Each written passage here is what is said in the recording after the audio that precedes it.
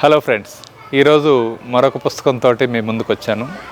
అదే యండమూరి వీరేంద్రనాథ్ గారి నెంబర్ 1 అవడం ఎలా, లేదా మైండ్ పవర్ అని ఉంటుంది. కింద నెంబర్ 1 అవ్వడం ఎలా అనేది ఒక క్యాప్షన్ ఉంటుంది. మనకి జనరల్గా నెంబర్ 1 అనేది చాలా ఇంట్రెస్టింగ్ టాపిక్. మన పిల్లల్లో మాట్లాడుకునేటప్పుడు కానీ, బిజినెస్ పీపుల్ కానీ, లేదా కంపారిజన్లో కానీ, ఫైనాన్షియల్ గ్రోత్లో కానీ ఎవరు నెంబర్ 1 అని అనుకుంటూ ఉంటారు.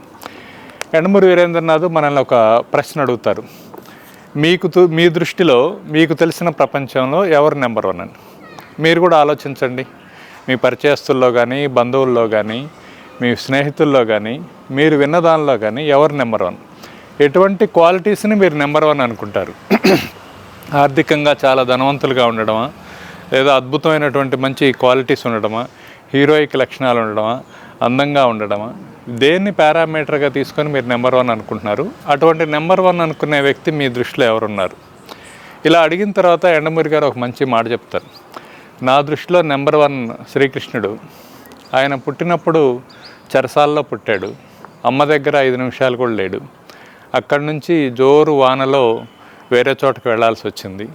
అక్కడికి వెళ్ళిన తర్వాత ఇంకొక అమ్మ దగ్గర ఉన్నాడు. మొదటి రోజు నుంచి తనని ఎలా సంహరించాలా అని చెప్పేసి వాళ్ళ మామ ప్రయత్నాలు చేస్తూ ఉండేవాడు. వాటన్నిటినీ ఎదుర్కొంటూ ఉండేవాడు.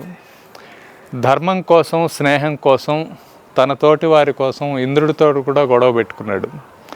అలానే ధర్మం బలహీనంగా ఉందని తెలిసిన తన సైన్యాన్ని మొత్తాన్ని అధర్మానికి ఇచ్చేసి తన ధర్మం పక్కన ఆయుధం లేకుండా ఒంటరిగా నిలబడి ధర్మాన్ని గెలిపించాడు. అతని జీవితం మొత్తం చూస్తే ఏమి చేసినా నేను చేశానని ఎక్కడా చెప్పలేదు. నేను నిమిత్త మాత్రంగానే చెప్పాడు. ఏ క్షణంలో కూడా చిరునవ్వును కోల్పోలేదు. అందరూ నావాడు అనుకునేలాగా చేశారు.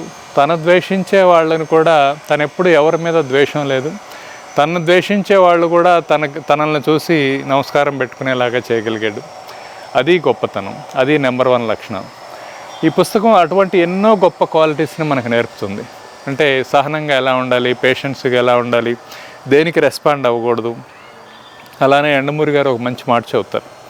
మిమ్మల్ని ఎవరైనా బాధ పెడుతున్నారు, మీ మూడ్స్ని ఎవరైనా కంట్రోల్ చేస్తున్నారంటే మీ టీవీ రిమోట్ వాళ్ళకి ఇచ్చేసి వాళ్ళు ఎలా నొక్కితే అలా మీరు స్పందిస్తున్నారు. అందుకని మీ స్పందనలు మీ కంట్రోల్లో ఉంచుకోవడం నెంబర్ 1 అంటారు. ఈ పుస్తకం ఖచ్చితంగా ఉపయోగపడుతుంది. చదవండి, పిల్లల చేత చదివించండి.